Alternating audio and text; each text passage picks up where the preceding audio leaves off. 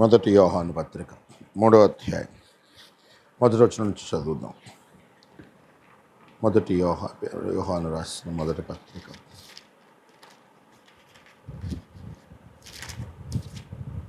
3వ అధ్యాయం మొదటి వచనం నుంచి అందరం కలిసి చదువుదాం. మనము దేవుని పిల్లలమని పిలువబడినట్లు తండ్రి మనకెట్టి ప్రేమ అనుగ్రహించనో చూడుడి. మనము దేవుని పిల్లలమే. ఈ హేతువు చేత లోకము మనలను ఎరుగదు, ఏలయనగా అది ఆయనను ఎరుగదు. ప్రియులారా, ఇప్పుడు మనము దేవుని పిల్లలమై ఉన్నాము. మనమిక ఏమవుదుమో అది ఇంకా ప్రత్యక్షపరచబడలేదు, కానీ ఆయన ప్రత్యక్షమైనప్పుడు ఆయన ఉన్నట్టుగానే ఆయనను చూతుము గనుక ఆయనను పోలి యుందుమని ఎరుగుదుము. ఆయన యందు ఈ నిరీక్షణ పెట్టుకొనిన ప్రతివాడును ఆయన పవిత్రుడై ఉన్నట్టుగా తన్ను పవిత్రునిగా చేసుకుని. పాపము చేయు ప్రతివాడును ఆజ్ఞ అతిక్రమించును, ఆజ్ఞ అతిక్రమమే పాపము. సరే, ప్రార్థన చేసుకుందాం. పరిశుద్ధుడా, పవిత్రుడా, మార్పు లేని దేవ, వాక్యమై ఉన్న దేవ, నీతి సూర్యుడా, మాతో ఉన్న దేవ, నీకే స్తోత్రము నాయన. ఓ దేవా నాయన, ప్రభా, మా మధ్యలో నీవు దర్శించు. నీ కృప కనికరం మాకు దయచేయి. నీ వాక్యమును గుర్తెరుగుటకు, నీ వాక్యమును లోతుగా ధ్యానించుటకు, ఓ దేవా నాయన, నీ వాక్యములో ఉన్న లోతైన సంగతులను మేము తెలుసుకున్నటకు మాకు కృప దయచేయండి. నీ వాక్యమును ప్రభా తండ్రి వివేచించే శక్తిని మాకు దయచేయండి. ఈరోజు నీ వాక్యము ద్వారా మాతో మాట్లాడము. యేసుక్రీస్తు నీ నామములో ప్రార్థిస్తున్నాము తండ్రి, ఆమేన్. అందరూ కూర్చోవచ్చు. ఇక్కడ ప్రభు యొక్క రాకడకు సంబంధించిన ఒక విలువైన అంశాన్ని ఇక్కడ రాయబడతా జరిగింది. ఇక్కడ రెండో వచనంలో, now we are the children of God, it is not yet appeared what we are going to be, but when he shall appear we shall be like him. తెలుగులో కొంచెం ట్రాన్స్లేషన్ తేడా ఉంది. ఆయన వచ్చినప్పుడు మనం ఆయన్ని పోలి ఉంటామని రాశాడు, కానీ ఇంగ్లీష్లో when he shall appear we will be like him. ఇక్కడ పిల్లారా, కమింగ్ అండ్ అపియరింగ్ అనేవి రెండు వేరు. దేవుని రాకడ వేరు, దేవుడు ప్రత్యక్షమగుట వేరు. బైబిల్ చెప్పేది. చాలామంది దేవుని రాకడను దేవుడు ప్రత్యక్షం అవటాన్ని రెండింటిని మిక్స్ చేసుకొని చూస్తారు. రాకడ వేరు, ప్రత్యక్షమగటం వేరు. రాకడ అనగా మధ్యాకాశంలోకి ప్రభువు రావటాన్ని రాకడ అని అంటాం. కానీ ప్రత్యక్షమగటం అంటే ప్రభువు ఆయన యొక్క జీవితం వధువులో సంఘములో ప్రత్యక్షం అవటాన్ని గురించి బైబిల్ మాట్లాడుతుంది. రాకడకు ముందు ప్రభు యొక్క జీవితం సంపూర్ణంగా సంఘంలో అది ప్రత్యక్షపరచబడతా ఉంటుంది. దీని గురించి ప్రభు లోకాసువార్త 17వ అధ్యాయంలో అక్కడ మనుష్య కుమారుడు ప్రత్యక్షమవునప్పుడు, నోవాహు దినములు ఎట్లుండెనో మనుష్య కుమారుడు ప్రత్యక్షమైనప్పుడు అట్లా ఉండను. లోతు దినములు ఎట్లుండెనో మనుష్య కుమారుని యొక్క ప్రత్యక్షమైన దినములు అట్లుండను అన్నాడు. మనుష్య కుమారుని రాకడని ఒక చోట అంటాడు, ఇక్కడ మనుష్య కుమారుని ప్రత్యక్షత అని మాట్లాడతాడు. మనుష్య కుమారుడు అనగా దేవుడు ప్రవక్తల్ని సన్ ఆఫ్ మ్యాన్ అని పిలిచినట్టుగా లేఖనంలో ఉంటుంది. దానియేలుని తెలుగులో అయితే నరపుత్రుడా అని రాస్తారు, ఇంగ్లీష్లో సన్ ఆఫ్ మ్యాన్ అని ఉంటుంది. ఎజ్కియేలుని ఓ సన్ ఆఫ్ మ్యాన్, ఓ నరపుత్రుడా అని. అది దేవుడు స్వయంగా ప్రభు మానవ శరీరాన్ని ధరించినప్పుడు మనుష్య కుమారుడు ఎవరని జనులు చెప్పుకొనిస్తున్నారు అన్నాడు. మనుష్య కుమారుడు అనగా ఒక అర్థము వాక్యము శరీరధారి కావటం. పిల్ల ప్రవక్తల్లో అది కొంచెం వాక్యం వచ్చింది కనుక వారిని ఏ సన్ ఆఫ్ మ్యాన్ అని పిలిచాడు. దేవుడే సశరీరుడుగా ఎప్పుడైతే వచ్చాడో ఆయన మనుష్య కుమారుడిని పిలుచుకున్నాడు. నిజానికి ఆయన వస్తే మనుష్య కుమారుడిని పిలువబడతాడని పాత నిబంధనలు ఎక్కడా లేదు. ఆయన వస్తే ఇమ్మానుయేలుని పిలువబడతాడని ఉంది ఒక చోట, అంటే దేవుడు మనకు తోడని. ఆయన దావీదు కుమారుడిని పిలువబడతాడని ఉంది ఒక చోట, దావీదు సింహాసనం మీద కూర్చుంటాడని. ఆయన అబ్రహాము కుమారుడిని పిలువబడతాడని మనకి ఆదికాండంలో కనిపిస్తుంది. మరి ఇన్ని చోట్ల ఉన్న ఆయన ఎక్కువ చెప్పుకుంది ఏంటంటే ఆయన దావీదు కుమారుడు అని చెప్పుకుంది ఆయన ఒక్కసారే. చివరిలో ఆ 4 రోజులు ఆయన శోధించిన రోజు ఒక్కసారే దావీదు కుమారుడు అనే విషయాన్ని ఆయన చెప్పుకున్నాడు. ప్రజలు పిలిచారు ఆయన దావీదు కుమారుడు అని. ఆయన దావీదు కుమారుడు అని కూడా చెప్పుకోవాలి, కానీ ఆయన దావీదు కుమారుడే. దావీదు వంశంలో పుట్టాడు, అబ్రహాం కుమారుడే. కానీ ఆయన ఎక్కువ చెప్పుకుంది మనుష్య కుమారుడు ఎవరు అన్నారు. ఒక రోజైతే ఒకళ్ళు వచ్చి మనుష్య కుమారుడు అని నీవు చెప్పుచున్న ఈ వ్యక్తి ఎవరు అడుగుతారు. ఆయన మనుష్య కుమారుడు అని చెప్పేసరికి ఒక టైంలో కొంతమందికి అర్థం కాక, ఏమన్నా నువ్వు చెప్పే మనుష్య కుమారుడు ఎవరని అడుగుతారు. దేవుడు ఒక మాట మాట్లాడిన ఒక కారణంతోనే మాట్లాడతాడు పిల్ల. ఒక కారణం లేకుండా వ్యర్థంగా దేవుడు ఏది మాట్లాడు. దేవుడు గొప్పతనం అది. బైబిల్లో మనిషి కుమారుడు అంటే ఏంటో మనకు అర్థమైతేనే దాన్ని అర్థం చేసుకోగలం. పేతురు మనుష్య కుమారుడు ఎవడని ప్రజలు చెప్పుకొనిచున్నారు అన్నాడు. నీవు మనుష్య కుమారుని ఎందుకు విశ్వసించుచున్నావా అని అడుగుతాడు ఒకనాడు ఒక వ్యక్తిని. మనుష్య కుమారుని నీవు చూసి ఉన్నావు అంటాడు ఒక ఆమెని. అదే విచిత్రం. మనిషి కుమారుడు అంటే పుట్టిన ప్రతి మనిషి మనిషి కుమారుడే కదా. మనిషి లేకుండా మనిషి ఎవరు పుట్టరు. ఆదాము దేవునికి పుట్టాడు. ఆదాము తర్వాత పుట్టిన ప్రతి వ్యక్తి ఒక మనిషికి పుట్టాల్సిందే. కానీ బైబిలికల్ టర్ములో దేవుడి మైండ్లో మనుష్య కుమారుడు అనగా వాక్యము శరీరధారి కాబట్టి. అందుకే లూకా సువార్తలో మరలా మనుష్య కుమారుని పరిచర్య గురించి రాయబడింది. నోవాహు దినములు ఎట్లుండునో మనుష్య కుమారుని పరిచర్య ప్రత్యక్షమయ్యే దినాలు అలా ఉంటాయని. అంటే రాకడకు ముందు సంఘములో మళ్ళా వాక్యం శరీరధారి కాబోతుందని. అక్కడ పాత నిబంధనలో వాక్యం ప్రవక్తల యొద్దకు కొంచెంగా వచ్చింది. చివరకు వరుడుగా ప్రభు వస్తున్నప్పుడు సంపూర్ణంగా వాక్యం ఆయనలో శరీరధారి అయింది. అలాగే 2000 సంవత్సరాలుగా సంఘములో వాక్యం వస్తూ ఉంది. కానీ చివరి దినాల్లో వధువుగా క్రీస్తు యొక్క శరీరమైన సంఘములో క్రీస్తు సంపూర్ణంగా ప్రత్యక్షం అవ్వాలి, శరీరధారి కావాలి. దీన్నే మనుష్య కుమారుని పరిచయం బైబిల్ పిలుస్తుంది పిల్లలు. ఇది మనం లేఖనం అర్థం చేసుకోవాల్సింది. లేఖనం చెప్పే మనుష్య కుమారుని పరిచర్య అంటే వాక్యం పూర్తిగా శరీరధారి కావాలి. దీన్ని పౌలు ఎఫెసీ పత్రిక 4వ అధ్యాయంలో సంఘానికి 5 రకాల సేవకులను ఇచ్చాడంటాడు. ఎవరు? అపోస్తలులు, ప్రవక్తలు, సువార్థికులు, కాపరులు, బోధకులు. ఎఫెసీ 4:13, 11-13 వరకు. ఎప్పటి వరకు వీళ్ళు ఉంటారు అంటే సంఘము జ్ఞానం విషయంలోను విశ్వాస విషయంలోను ఏకత్వం పొంది దేవుని కుమారుడికి సమరూపమైన స్థితికి వచ్చు వరకు. అంటే చివరి దినాల్లో సంఘం జ్ఞానం విషయంలో విశ్వాసం విషయంలో క్రీస్తుకి సమరూపానికి రావాలంట. ఆయనకి సాటి అయిన వధువు, ఆయనకి సాటి అయిన సంఘం అవ్వాలంటే ఆయన లెవెల్కి సంఘం మ్యాచ్ చేయద్దని బైబిల్ చెప్తుంది. అందుకే ప్రకటన గ్రంథం 1వ అధ్యాయంలో మీరు చూస్తే 7 దీపస్తంభముల మధ్యలో 7 నక్షత్రాలు పట్టుకొని మనుష్య కుమారుని పోలిన ఒకరిని చూస్తాడు. ఎవరయ్యా అని చూస్తే అగ్ని నేత్రములు వంటి నేత్రములు కలిగిన వాడు, నోట్లో నుంచి ఖడ్గజ్వాల విస్తార జలముల ప్రవాహం వలె వస్తుంది, సూర్యుని దగదగలాడుతున్నాడు. ఇలా చూస్తూ చూస్తూ పాదములు అపరంజి వలె అంటే ఇత్తడిలో కొలువు కాలినట్టుగా ఉంటాయి, హిమం వంటి తెల్లని వస్త్రాలు ఉంటాయి. కానీ మీరు చూస్తే అక్కడ రొమ్మునకు దట్టి కట్టుకొని అని ఉంటుంది. ఇంగ్లీష్లో అయితే స్తన్యములకు దట్టి కట్టుకొని అంటారు. స్తన్యములు మగవాళ్ళక ఆడవాళ్ళక ఉండేది? పాలిచ్చేది ఎవరు? స్తన్యాలతో పాలిచ్చేది ఎవరు? తల్లులు, స్త్రీలు. అక్కడ చూస్తే యేసులాగే ఉంటుంది సంఘం, కానీ స్త్రీ రూపములో ఉన్న యేసును చూస్తాడు. ప్రకటన గ్రంథం 1వ అధ్యాయంలో స్తన్యములకు దట్టి కట్టుకొని అక్కడ కనిపిస్తాడు. అందుకే మనుష్య కుమారుని పోలిన ఆ వ్యక్తి అని రాయబడింది. అంటే యేసులాగా అంటే ఎత్తబాటు దగ్గరికి వెళ్తారు. ప్రభువు దినము యొద్దకు అనగా ఎత్తబడే రోజు దగ్గరికి వెళ్ళి చూస్తే సంఘము మరియు యేసుక్రీస్తు 2 ఒకేలా కనిపిస్తాయి పిల్లరా. ఇది దేవుని ప్రణాళిక. గోధుమ గింజను నాటాం. ఫస్ట్ టైం వస్తే ప్రభు చెప్పాడు పరలోక రాజ్యము గోధుమ గింజను నాటినట్టుగా ఉంటుంది అంటాడు మార్కు సువార్తలో. అనగా మొదటగా లేతగా అంకురం వస్తుంది, ఆ తర్వాత ఆకులు వస్తాయి, తర్వాత ముదురు ఆకులు వస్తాయి, ఆ తర్వాత దానికి పూత పడుతుంది, పూత నుంచి కంకె వస్తుంది, కంకెలో ముందు లేత గింజలు, చివరికి ఏం రావాలి? ఏ గోధుమ గింజను నాటామో అదే గోధుమ గింజ రావాలి. 2000 సంవత్సరాల చివరిలో ఏ యేసుక్రీస్తు జీవితం సంఘములో నాటబడిందో చివరికి వచ్చేసరికి అదే యేసుక్రీస్తు ప్రత్యక్షం అవ్వాలి పిల్లారు. అదే క్రీస్తు లాంటిది రావాలి. అదే దేవుని ప్రణాళిక పిల్లారు. ఇక్కడ పౌలు మాట్లాడిన అదే చెప్పాడు, పేతురు మాట్లాడిన అదే చెప్పాడు, యోహాను చెప్పిన అదే చెప్పాడు. ఇదే అపోస్తల బోధ. యోహాను అంటున్నాడు మనం ఇంకా ఏమవబోతున్నామో ప్రత్యక్షం అవ్వలేదు, మనం ఎప్పుడో దేవుని పిల్లలం కాదు. Now we are the sons of God. మనం ఇప్పుడే దేవుని పిల్లలం.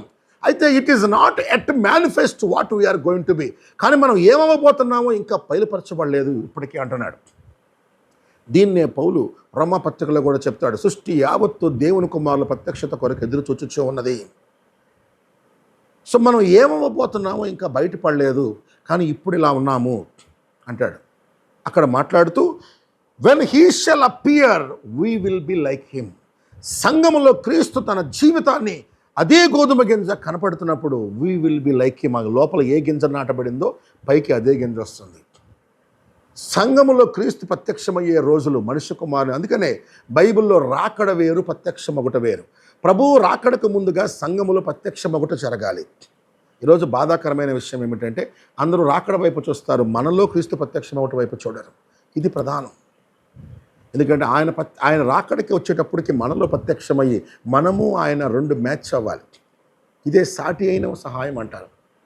ఆదాముకి దేవుడు సాటి అయిన సహాయాన్ని చేస్తున్నప్పుడు బైబిల్లో డైరెక్ట్గా అవం చేశాడా? చేయలే. ఒకసారి చూడండి, ఆదికాండంలో దేవుడు ఆదాముకి సాటి అయిన సహాయాన్ని చేద్దాము అనుకొని ఏమి చేశాడో చూడండి. ఆదికాండం 2వ అధ్యాయం 18వ వచనం. 2వ అధ్యాయం 18వ వచనం. మరియు దేవుడైన యెహోవా, నరుడు ఒంటరిగా ఉండటం మంచిది కాదు, వానికి సాటి అయిన సహాయం వాని కొరకు చేయుదును అని అనుకొనెను. ఆదాముకి సాటి అయిన సహాయాన్ని చేద్దాం అనుకున్నాడు, వెంటనే అవ్వని తీసాడా? నెక్స్ట్ వచనం ఏముంది చదువు. 2వ అధ్యాయం 19వ వచనం.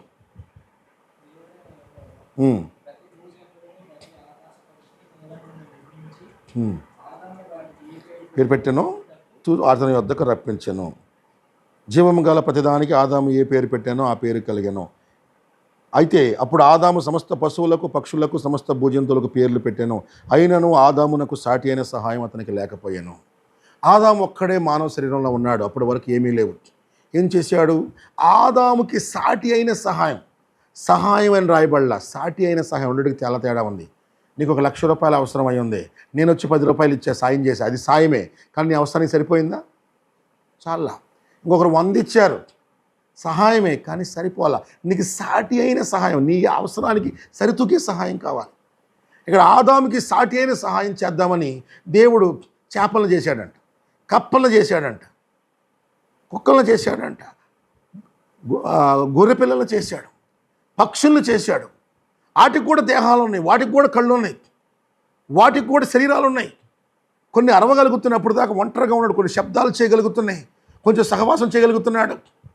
కొద్దిసేపు వస్తున్నాడు చిలకతో ఆడుకుంటున్నాడు, కొద్దిసేపు వస్తున్నాడు గాడిదతో చూస్తున్నాడు, కొద్దిసేపు కోతితో చూస్తున్నాడు.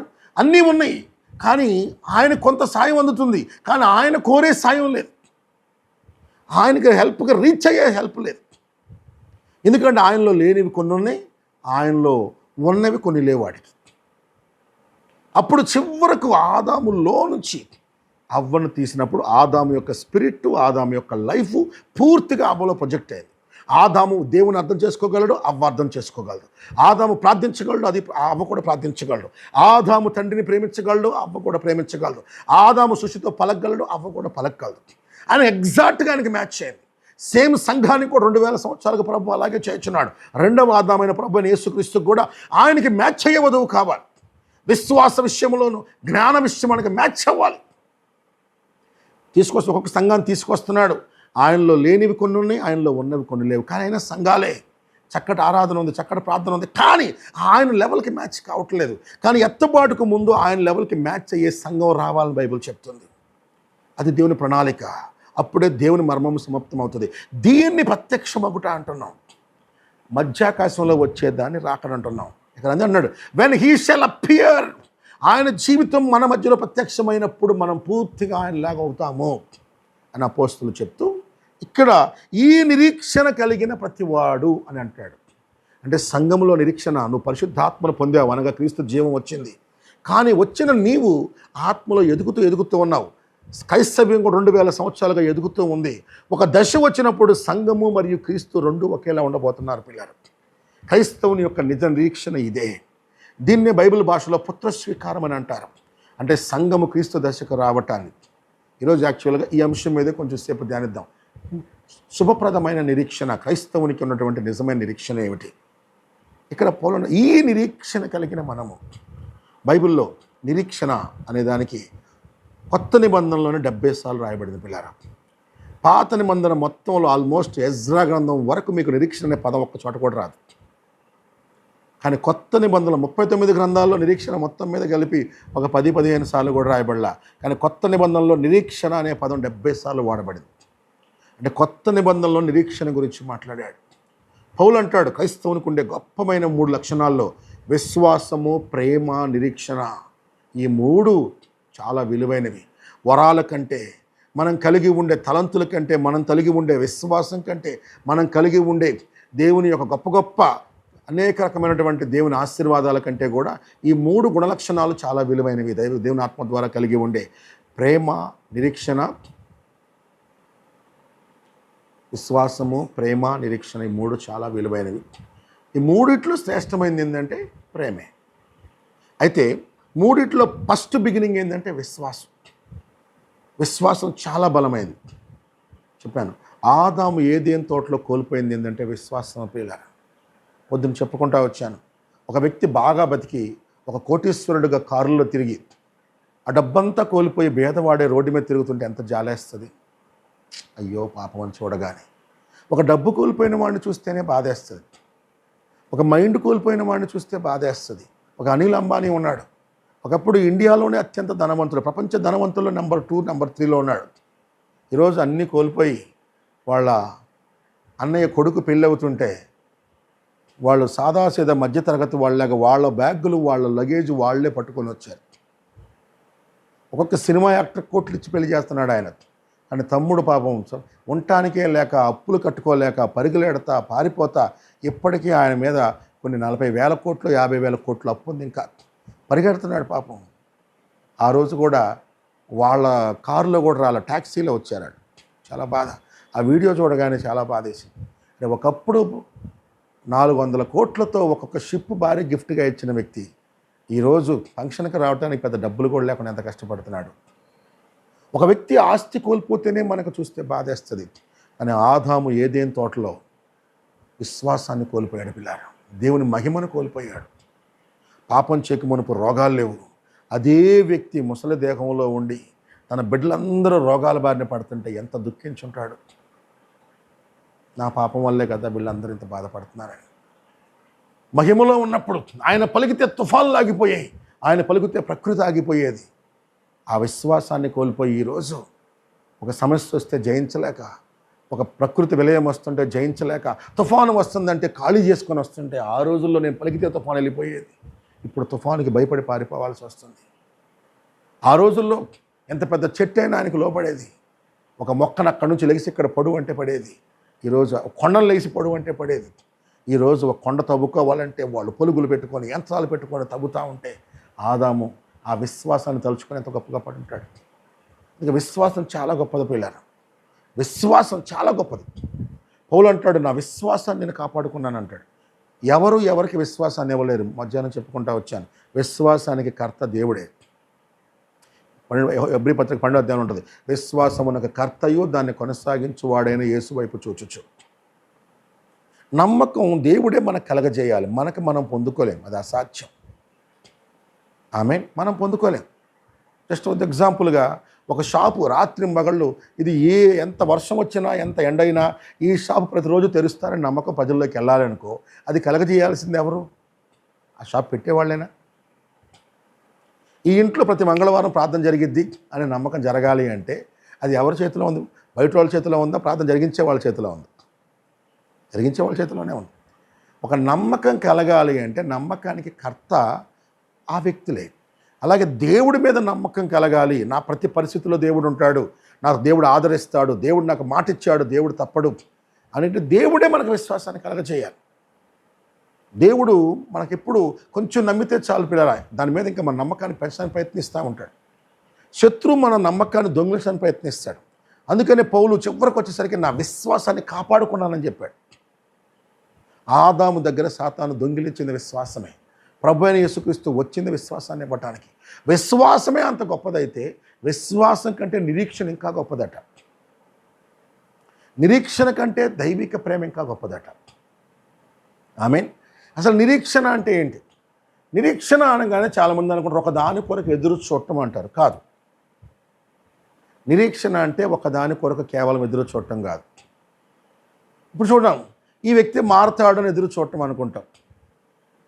అతను మారతాడో లేదో తెలియదు. ఉదాహరణకి ఈ రూట్లో ఒక వ్యక్తి కూర్చొని పొన్నూరు బస్సు కోసం ఎదురు చూస్తున్నాడు. దాన్ని నిరీక్షణ అంటామా? ఈ రూట్లో పొన్నూరు బస్సులు అసలు లేవు, నడవటం లేదు, బస్సులు క్యాన్సిల్ అయినాయి, అది నిరీక్షణ కాదు. అదే అక్కడ కూర్చొని మూల మీద ఒక ఆయన గుంటూరు బస్సు కోసం ఎదురు చూస్తున్నాడు, అది నిరీక్షణ అయింది. ఎందుకు అంటే అది నిజంగా జరగబోతున్న కార్యం. గుంటూరుకి బస్సులు నడుస్తున్నాయి కనుక అక్కడి నుంచి ఎదురు చూస్తున్న వాడికి నిరీక్షణ ఉంది. ఇక్కడి నుంచి చూసేవాడు ఇతను ఎదురు చూస్తున్నాడు, కానీ ఈ రూట్లో బస్సే లేదు. నిరీక్షణ అనగా జరగబోయే ఒక నిజాన్ని, జరగబోయే ఒక రుజువుని అతను పట్టుకొని దాని కొరకు ఓపికతో కనిపెట్టుకోవటం నిరీక్షణ అంటారు. ఉదాహరణకి ఒక జామ చెట్టు నాటాం. ఈ చెట్టుకు రోజు నేను నీళ్లు పోస్తే రేపు ఇది ఇంకా పెరిగి ఇది పెద్దదయ్యి నాకు జామకాయలు ఇచ్చిద్ది అన్నది నిరీక్షణ. ఈ జామ చెట్టుకు రోజు నేను నీళ్లు పోస్తే నాకు యాపిల్స్ దొరుకుతాయి అనుకుంటే నిరీక్షణ అవుద్దా? దానికి రుజువు లేదు, దానిలో ఉన్న జీవం అది కాదు. అంటే నిరీక్షణ అంటే ఒక కార్యం ప్రారంభించింది కానీ పూర్తిగా బయటపడలేదు, అది బయటపడాలంటే నేను కొంచెం చేస్తూ ఓపికతో కనిపెట్టుకోవాలి అన్నది నిరీక్షణ. ఆమేన్. నువ్వు ట్రైన్ టికెట్ బుక్ చేసుకున్నావు, టికెట్ తీసుకున్నావు, సర్దుకొని స్టేషన్ దగ్గరికి వెళ్ళావు, నువ్వు వెయిట్ చేస్తూ ట్రైన్ కొరకు చూస్తున్నావు, ఇది నిరీక్షణ. నీకు టికెటు లేదు, నువ్వు రెడీ అవ్వలేదు, అక్కడ పక్కన కూర్చొని నువ్వు చూస్తున్నావు, అది నిరీక్షణ కాదు. అండ్ నీకు ఒక రుజువు ఉండి, నీకు కన్ఫర్మ్ ఉండి, నువ్వు ఒక పని చేస్తూ ఆ ప్రాసెస్లో ఉంటే వెయిట్ చేయడాన్ని నిరీక్షణ అంటారు పిల్లలు. పాత నిబంధనలో చూడండి, దేవుణ్ణి అందరూ ఆరాధించారు, దేవుడి కోసం అనేక మతాలు వెతికారు, కానీ ఇజ్రాయేలీలు ఒక్కళ్ళే వాళ్ళకు దేవుడు సున్నతని ఒక నిబంధన ఇచ్చి, ఒక భూమినిచ్చి, మీ మధ్యలో నేను మానవుడిగా రాబోతున్నాననే వాగ్దానాన్ని ఇచ్చాడు. అవునా? ఒక వాగ్దాన భూమి, మెస్సయ్యాని గురించిన ఒక వాగ్దానం ఇచ్చాడు. అది ఎదురు చూస్తూ వాళ్ళు గడిపారు. మెస్సయ్య వస్తున్నాడు, మెస్సయ్య రావాలంటే ఆ భూమిలో ఉండాలి, ఆ భూమిలో ఉండాలంటే దేవుని వాక్యానుసారంగా ఉండాలి.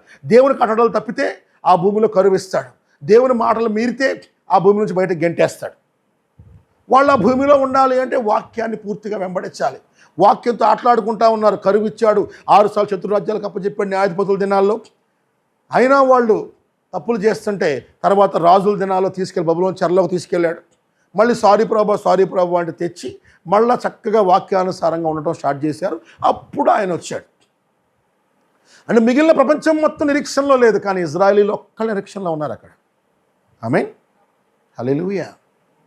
ఇప్పుడు కొత్త నిబంధనలో వాళ్ళు దేవుడు వాళ్ళ మధ్యలోకి వస్తాడు అని వాళ్ళకు నిరీక్షణ కలిగి ఉన్నారు. వాళ్ళు ఆశతో చూడాలి. ఆశకి నిరీక్షణకి చాలా తేడా ఉంది. చెప్పానుగా, ఇక్కడ కూర్చున్నాడు కూడా పొన్నూరు బస్సు వచ్చేది అన్నాడు, అది ఆశే, అడి ఆశ. కానీ అక్కడున్న వాడిది నిరీక్షణ. ఎందుకంటే అది జరుగుతున్న కార్యం, అది నిజంగా జరగబోతున్న కార్యం, ఇది లేని కార్యం. ప్రపంచంలో కూడా దేవుడి కోసం వెతికారు, దేవుడి కోసం ప్రార్థనలు చేశారు, గుళ్ళకి వెళ్ళారు, గోపురాలకు వెళ్ళారు, కానీ వాళ్ళకి ఒక ప్రామిస్ ఏమీ లేదు. దేవుడు మానవ రూపంలో వచ్చి పలానా పని చేయాలని మానవ రూపంలో ఏం లేదు.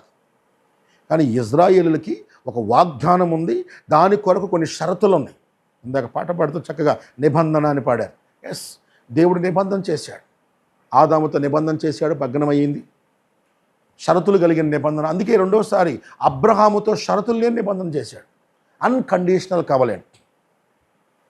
ఆ తర్వాత దేవుడు ఇజ్రాయేలులతో సినాయి కొండ మీద నిబంధన చేశాడు. తర్వాత దావీదుతో నిబంధన చేశాడు. మధ్యలో నోవాహుతో కూడా ఉంది, ఆదాము పడిపోక మునుపు కూడా ఉంది. మొత్తం 7 నిబంధనలు, 1000 ఏళ్ల పాలంతో క్రీస్తుతో కలిపిన నిబంధన 7వది కొత్త నిబంధన. నిబంధన పెట్టి వాళ్ళని ఒక చోట పెట్టాడు. కాబట్టి వాళ్ళకి దేవుడు వస్తున్నాడు, రావాలంటే ఏం చేయాలి, ఇది వెయిటింగ్. ఆ ప్రాసెస్లో దేవుడు ఎప్పుడు వస్తాడు, ఎక్కడ వస్తాడు, ఏ ఊరిలో వస్తాడు, అలా ఒక్కొక్క ప్రవక్త చెప్పుకుంటూ వచ్చారు.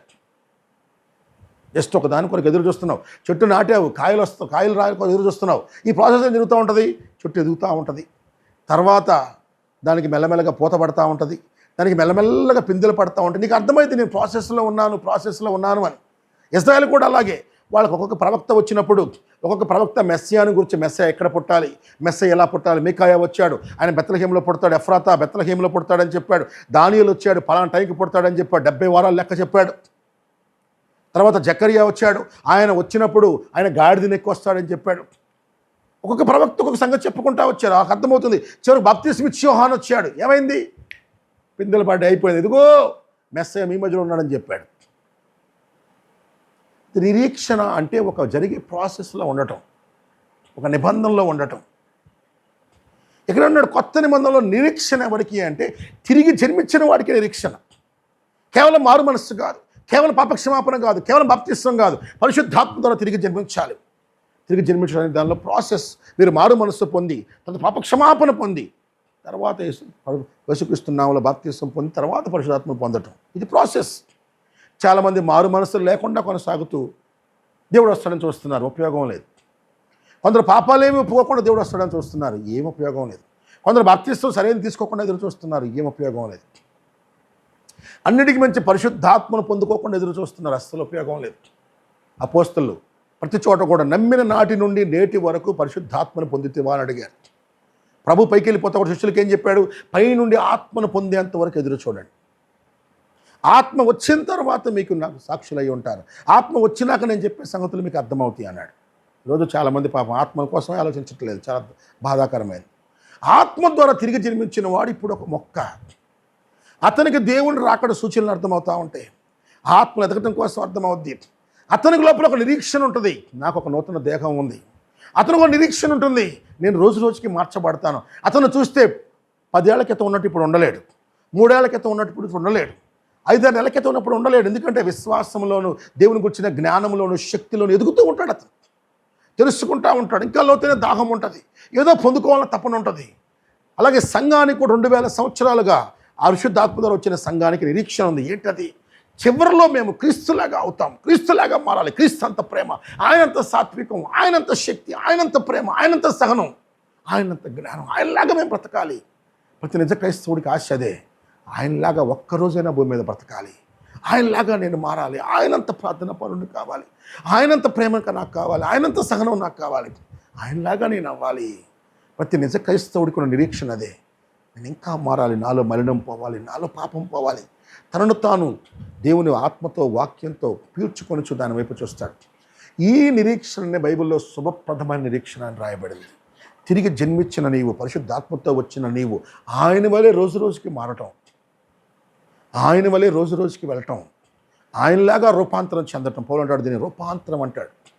ఎట్లాగైతే చేప కప్పగా మారి, చేపగా ఉన్నప్పుడు అది నీళ్ళలోనే నడుస్తుంది, అది కప్పగా ఎప్పుడైతే మారిందో, ట్యాడ్పోల్ నుంచి లార్వాగా కప్పగా మారిందో, లార్వా నుంచి అది నీడలో ఉండగలదు, ఇక్కడ ఉండగలదు.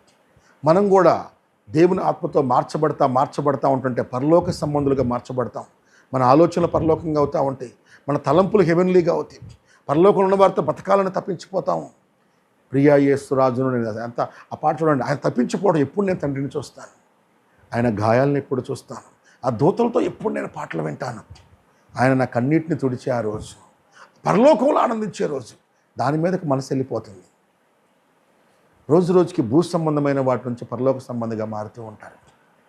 అది బైబిల్ చెప్పే శుభప్రద నిరీక్షణ. పిల్లారా, తిరిగి జన్మించిన వాడు ఆయన అప్పీర్ అయ్యే కొద్దీ నేను ఇంకా ఆయనలాగా అవ్వాలి. పోల్చుకుంటూ ఉంటాడు తన సాత్వికాన్ని, తన దీనత్వాన్ని, తన ప్రేమను, తన ప్రార్థనను, క్రీస్తు మనస్సును ఎరిగే దాన్ని, ఆయనలాగా రూపాంతరం చెందటాన్ని. అందుకని కొత్త నిబంధనలో ఈ నిరీక్షణ కలిగిన ప్రతివాడు బైబిల్ చెప్పే తిరిగి జన్మించి నేనే. చూడండి పిల్లారా, నిరీక్షణలో నీ నిరీక్షణ ఉంది, నీ మీద దేవుని నిరీక్షణ ఉంది. నువ్వు తిరిగి జన్మిస్తే నీకు అర్థమవుతుంది నువ్వు ఎలా రోజు రోజుకి మారుతావని. ఒక చెట్టు నాటినప్పుడు చెట్టుకు తెలుస్తుంది అది ఎదుగుతుంటుందని. మనం అనుకున్న చెట్టు జ్ఞానం లేదని. అరగోబింద్ ఖురానా అని అతను చెట్లకు కూడా ప్రాణం ఉంటుంది, చెట్లకు కూడా నాలెడ్జ్ ఉంటుందని ప్రూవ్ చేస్తే ఆయన నోబెల్ బహుమతి వచ్చింది, మన భారతీయుడే. చెట్టుకు తెలుసుద్దట నేను ఇలా రోజు రోజుకి ఎదుగుతాను అని. చెట్టు గనక మాట్లాడే కెపాసిటీ నోరితే దేవుడు మాట్లాడతావు కూడా. ఎందుకంటే ఒక అంజూరపు చెట్టు ప్రభుతో మాట్లాడిందని చెప్పి బైబిల్లో రాయబడింది. ప్రభు చెట్టు దగ్గరికి వెళ్ళిపోతే ఇంగ్లీష్ బైబిల్ రాయబడింది, on the tree hath said అంటూ జీసస్ అని రాయబడింది. చెట్టు చెప్పింది అంట, నా దగ్గరకు ఆయిల్ లేవు నేను ఇవ్వలేనని. చెట్టు చెప్తే చెప్పించాడంట దేవుడు. విచిత్రం, చెట్టు సరిగా చెప్పినట్టు చెప్పించుండేవాడు కాదేమనిపిస్తుంది. ప్రభా ఇది నా సీజన్ కాదు నాయన అని అంటే దేవుడు క్షమించుండేవాడు. చెట్టు చెప్పింది నా దగ్గర కాయలు లేవు నేను ఇవ్వలేనని.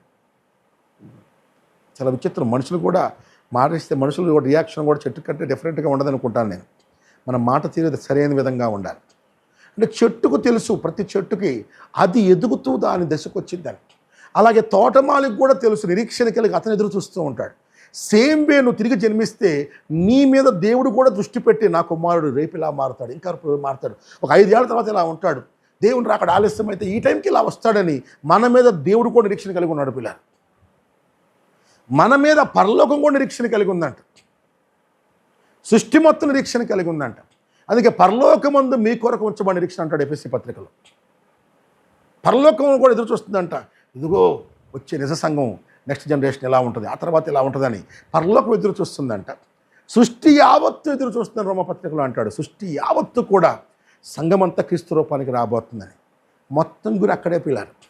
ఒక జామ చెట్టు నాటితే అది జామకాయలు ఎలా ఎదిగి కాస్తుందో ఆ చెట్టుకి తెలుసు అది ఇంకా పీల్చుకోవాలి, ఇంకా లవణాలు పీల్చుకోవాలని. యజమానుడికి తెలుసు, అందుకే యజమానుడు కూడా వచ్చి పోస్తూ ఉంటాడు. దేవుడికి తెలుసు, అందుకే దేవుడు వర్షాన్ని ఇస్తూ ఉంటాడు. ఆమేన్. సేమ్ వే నిరీక్షణ, తిరిగి జన్మించిన వాడికి ఈ నిరీక్షణ ఉంటుంది. ఏంటది? క్రీస్తులో జీవంతో నేను తిరిగి జన్మించాను ఆత్మ ద్వారా. రోజు రోజుకి ఆయనలాగా మారాలని తప్పించిపోతుంటాడు. ఆయనలాగా రూపాంతరం చెందుతూ ఉంటాడు. ఇది దేవుడు మెచ్చుకునే, దేవుడు ఇష్టపడే శుభప్రదమైన నిరీక్షణ. తిరిగి జన్మించిన వాడిని చూస్తున్నాడు అనుకోండి, అది నిరీక్షణ అంటావా? అది ఆశ. ఎందుకు? పొన్నూరు రూటు బస్సే లేని చోట బస్సు కోసం ఎదురు చూసినట్టు ఉంటుంది. అది తిరిగి జన్మించిన వాడికి అసలు మారు మనసే లేదు, పాపక్షమాపణే లేదు, బాప్తిస్మమే లేదు, పరిశుద్ధాత్మ తిరిగి జన్మించలేదు. అయినా కానీ ఎదురు చూస్తున్నాడు అనుకోండి, ఏసై రాకడ ఒక ఏసై వస్తున్నాడు అని. చాలాసార్లు బాధేస్తుంది. కొన్ని సంఘాలు మారు మనసే బోధించారు, ఏసై రాకడ కొరకు చూస్తున్నామంటారు. పరిశుద్ధత గురించి బోధించరు, రాకడ కొరకు చూస్తున్నామంటారు. పరిశుద్ధాత్మ బాప్తిస్మాన్ని గురించి బోధించరు, రాకడ కొరకు చూస్తున్నామంటారు. అది నిరీక్షణ కాదు, అది ఆశ. ఇది నిరీక్షణ అంటే తిరిగి జన్మించిన వాడు తనలో ఉన్న జీవాన్ని చూస్తూ, ఈ జీవం రూపాంతరం అవటాన్ని చూడటాన్ని నిరీక్షణ అంటాం పిల్లలు. ఆమేన్. ఈ సంగతి మీకు అర్థమైంది అనుకుంటున్నాను. హల్లెలూయా. తిరిగి జన్మిస్తే నీ నిరీక్షణ నీ లోపలే ఉంటుంది. లోపల అంటాడు, మా అంతరంగ పురుషుడు అంటాడు. బయట రాకడ కోసం చూడాల, తన లోపల ఉన్న దేవుని కొరకు ఎక్కువ చూశాడు. ఎందుకంటే ఆయన రాకడలో సింహాసనం మీద లెగవాలంటే మెయిన్ కారణం మనలో ఉంది. సంఘము క్రీస్తులా మారితే క్షణాల్లో వచ్చేస్తాడు ఆయన. ఆయన మన కొరకు ఎదురు చూస్తున్నాడు. ఐగుప్తులో కూడా దేవుడికి ఆలస్యం అవ్వలా, వీళ్ళు ఆ స్థితికి రావటం కొరకు దేవుడు కనిపెడుతూ ఉన్నాడు. సేమ్ అలాగే పిల్లారా, ఇప్పుడు ఈ నిరీక్షణ మనలో ఉంటే అన్నాడు, ఈ నిరీక్షణ కలిగిన వాడు పరిశుద్ధాత్మను పొంది క్రీస్తులాగా తనను తాను రూపాంతరపరుచుకుంటూ, ఒకరోజు నేను నీలాగా మారాలి తండ్రి, నీ అంత ప్రేమ నాకు కావాలి, నీ అంత సహనం కావాలి, నీ అంత శక్తి నాకు కావాలి, నీ అంత దీనత్వంగా నేను మారాలి అని తనను తాను క్రీస్తు పోలికలో చూసుకుంటూ రూపాంతరపరచబడుచున్నవాడు. ఈ నిరీక్షణ చాలా గొప్పది. ఇది ధన్యకరమైన నిరీక్షణ అంటాడు ఒక చోట, శుభప్రదమైన నిరీక్షణ అంటాడు, ఇది గొప్ప మహిమాకరమైన నిరీక్షణ అంటాడు బైబిల్లో. ఈ నిరీక్షణ కలిగి ఉండుట.